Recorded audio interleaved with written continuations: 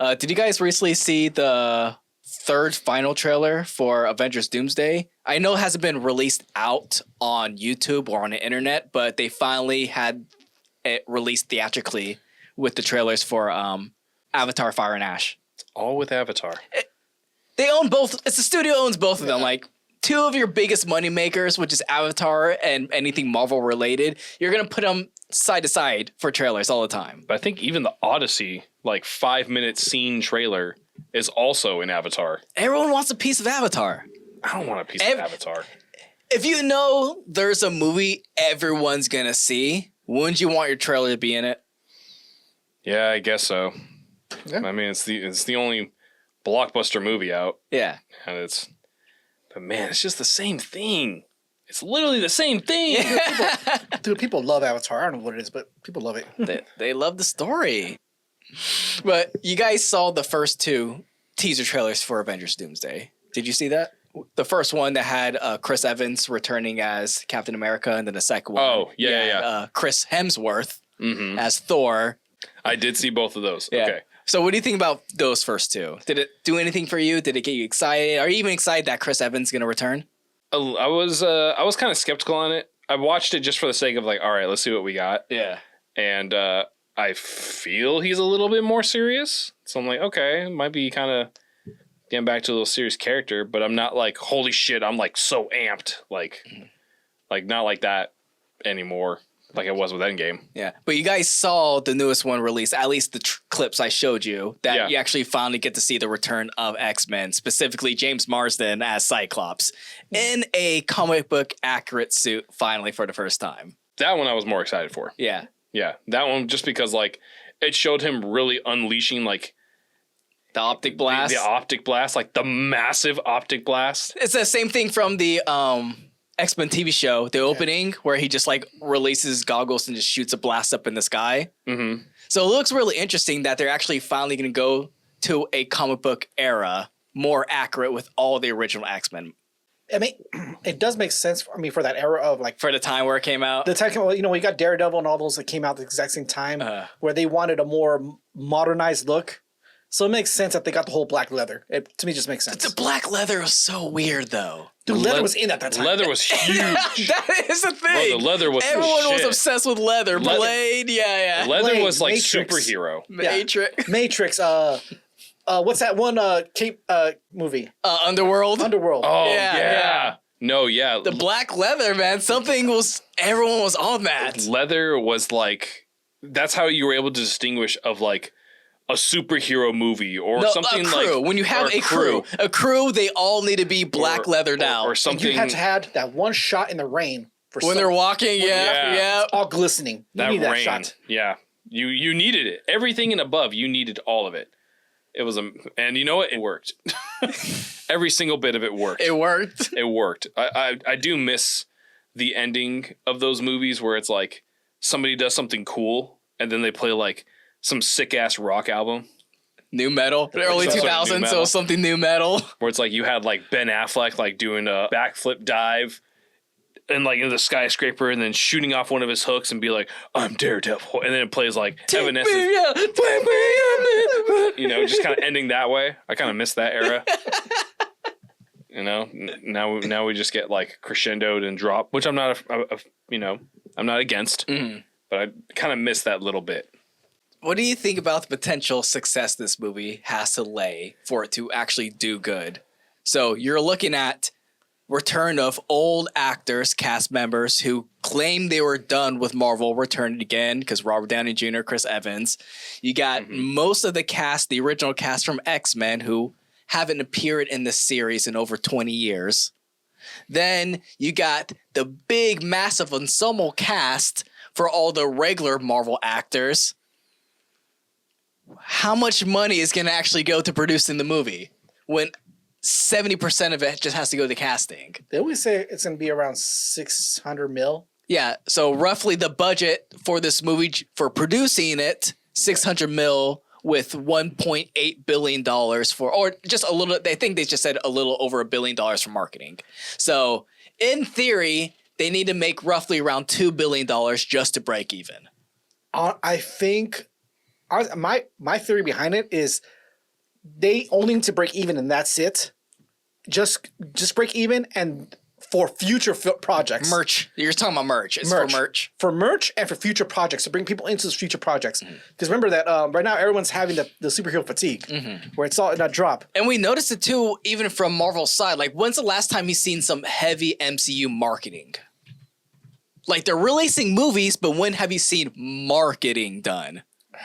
It's been a while. I mean, I haven't seen any really it's been a while since I've seen any like actual like, hey, this new Marvel movie, once this is released, now we got the toys for this, the lunch pails for this, the t-shirts for this. When's the last time we saw Endgame level marketing? Dude, I think Guardians of the Galaxy, maybe even then. I think that's why they're doing like these level of small teasers to like, here's like a sample, you know, here's a Costco sample. Just trying to get you a little bit invested, like, oh, okay. It does kind of play on itself, so it is clever with the wordplay. Because, you know, you have the movie coming out, Avengers Doomsday, and then every teaser is showing the clock, you know, their quote-unquote Doomsday clock, counting down until the release of the movie. So they are finally getting back into do some clever marketing, at least in those regards. I'm really hoping that, like, you guys both know that I normally I do a blackout when it comes to certain movies. Yeah, are you going to black out this one? I'm gonna attempt it. I'm gonna attempt again. It was fucking hard with the Batman. Yeah, dude. It was real hard to black out that one. Yeah. And I think it was another one. I think it was Spider-Man, one of those like I blacked out as well. It was No Way Home. Yeah, No Way Home. Yeah, you blacked out. I blacked out for that one. I'm gonna attempt to do it with this one, but just enough seeing that the clips recently released, like, damn it. Yeah. Well, how about just the teasers? So these first 3 teasers, and then don't watch trailers or anything afterwards. So I know some people were upset that they already did spoil that X-Men characters are going to be in this movie, but I felt like at the same time they kind of needed to give us something for people to actually be back and interested in movies. I get that marketing strategy behind that one, where they have to show off what you're going to get to bring people in, and especially bringing the original cast of X-Men. Bring back Chris Evans, bring back, all these other characters in. Yeah. I get it. I get that why they need to do that, because they need to entice people in, because it'd be difficult to entice people in with the whole brand new X-Men cast. Yeah, that's true. Do you think this one's going to hit, though? That's the thing. Is this movie going to hit? I mean, Thor's pretty much like praying it hits. The whole trailer right here, it's him like praying. Yes. Please, all Father, put me in a serious good Thor movie. Yes. Like, for the love of God, please. Give me the tone of Dark World, but the success of Ragnarok. Yes. That's what this whole entire moment is like. So far, the only thing that I'm kind of gathering from that, I thought I saw his like metal arm for a sec, but that was just part of his axe. Yeah. So I was like, oh, wow, they're doing All Father? And I was like, nope, he's not. He's just hoping, praying, hope to God this goes out well, and then he can finally be done with this movie. Yeah. I mean, we're going to have to see moving forward for the next 2 to 3 years what these last MCU movies before they get into the X-Men era are going to turn out to be. Whether it's just like, all right, hurry up, get them out of here so we can transition, or if they're actually going to put time and effort to making these good. Mm-hmm. And then the last thing we got here I want to talk about, this is very important. We covered over the Marvel side, MCU. Now we got to cover the DCU side. Mm-hmm. James Gunn's new DC universe and the film slates moving with 2026 and beyond. So we already got the trailers for Supergirl. Mm-hmm. And they did announce that they are working on the sequel for Superman, which is going to be Man of Tomorrow. Yes. But then, of course, we got Brave and the Bold, which is going to be Batman. His first actual DCU appearance, along with we're getting the Batman Part 2. So they're still going to move forward with Robert Pattinson's Batman, which I'm happy they're doing that. Yeah. I think we're going to go back into the era where not every single movie has to be pieced into a greater story. Yeah. I'm hoping that they just release and don't explain nothing. Just instead of them, trying to force the idea of like, this is not connected, just ignore everyone else. I think some movies still need to have they need to have like different category sections. Like, here's the DCU movies that are like Marvel and they explain an overarching tale. Yeah. Then we got these DC Elseworld films, which are just standard standalones, don't think about any connectivity or whatever universe they're in.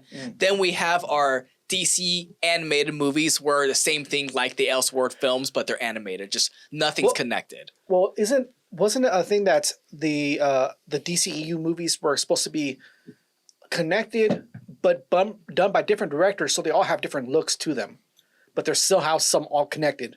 That was the original for the DCEU. The DCU, there is a main storyline, but not every project coming out by the studio is going to be part of that storyline. No, not every project, but I'm talking about all the movies connected to those projects. Like, for instance, Supergirl, Man of Tomorrow, and I think there was another one too. It was supposed to be all connected, but it was supposed to have done by different director. Different directors, so it gives a different look, genre, a different style, feel to it. We are still getting the movies like Clayface, which is going to be the first horror film with the DC universe. I'm excited for that. We got the Lanterns TV show, which is going to be more of a detective, more like True Detective. So that's going to be a little bit more grounded to earth. But then, of course, we do get like the animated TV shows that complement the overarching story, like Creature Commandos. And Dynamic Duo. So you get like these general ideas of the world surrounding it. That's just in other formats rather than live action. Oh, they're doing Blue Beetle again? Yep. Yeah. I think they're talking about still keeping the same actor. Actor, okay. Yeah. Not everyone. No, we're not getting George Lopez again. Yeah. All right. we're not going to get an over the top like Familia. Yeah, I take that with a passion. But out of their official lineup, the only ones that do have dates, we have Supergirl, which is June 26 for 2026 this year. Clayface is going to be coming out this year, September 11th. Man of Tomorrow is going to be coming out next year, 2027 for July 9th. Batman Part 2, they finally have a date, October 1st, 2027. I think all the Batman films for that is going to be around October for all the release dates. And then you got Dynamic Duo, which is the animated Robin origin movie, which is going to be June 30th, 2028. So I think Dynamic Duo will be part of the main official overarching story connected to Brave and the Bold. But it's going to probably take place before Brave and the Bold. Because Brave and the Bold is going to go straight off the bat with a Batman and Robin movie. Yeah. Okay. And then finally, you do have the Lantern TV show, which they don't have an official day yet, but they do have early 2026. Now, we'll see how that comes about with the whole acquisition with Netflix getting Warner Brothers. And we have to see with any of these movies might get shuffled around with Netflix controlling timelines or dates. Hopefully, they don't touch DCU timelines. I do see a few of them that might disappear.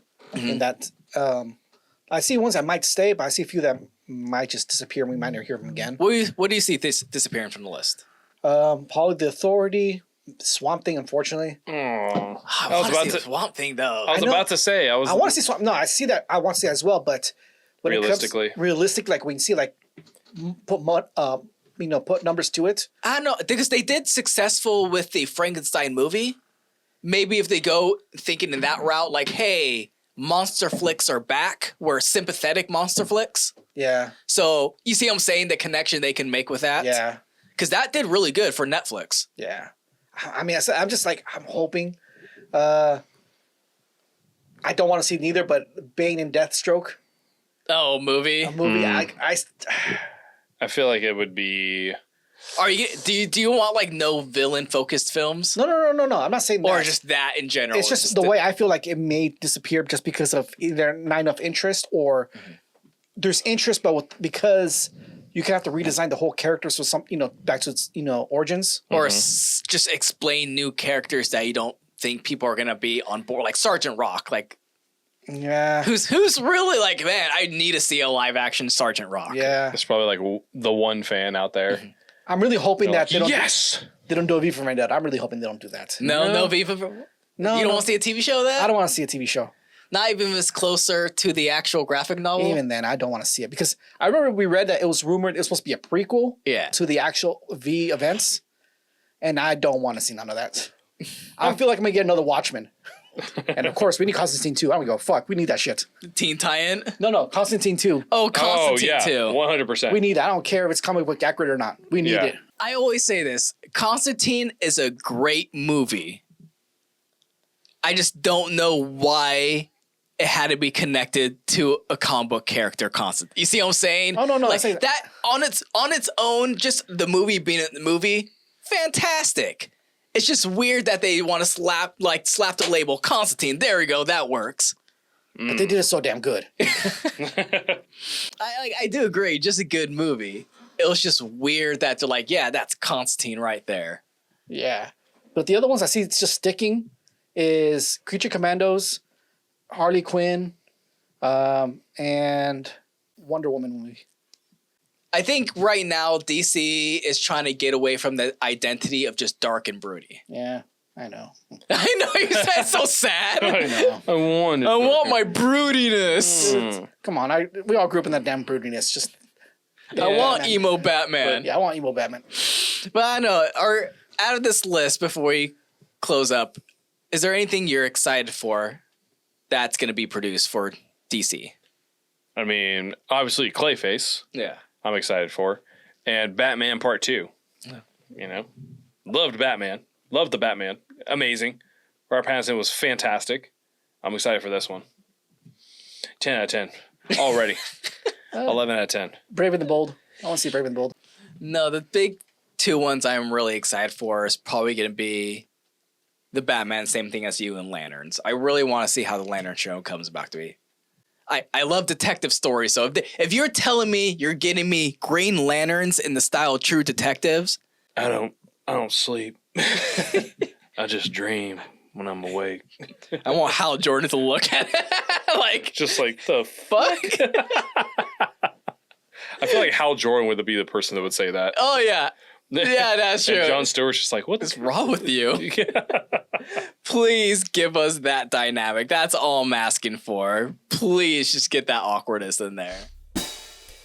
And before we fully close out, Mike has those last end notes for you guys. Yes, as Anthony has mentioned, all the different ways you could be able to listen to us, including watching these episodes at the time they're recorded on YouTube at youtube.com/The Red Band Podcast. Videos usually come out every Friday. This one might come out a little bit later, just after New Year's, but other than that, you can be able to watch our previous episodes, where they all contain links to our Patreon accounts, where you can subscribe for more hidden content that we kind of leave out of the show. That'll give you a chance to be able to kind of get a little more connected to some, let's say, uncut stuff or extended versions of these episodes. And of course, you can listen to us on Iheartradio, Spotify, and Apple Podcasts. Look for the Screaming Microphone. Consider subscribing, sharing with a friend, and hitting that notification button so that way you know when the next episode comes out.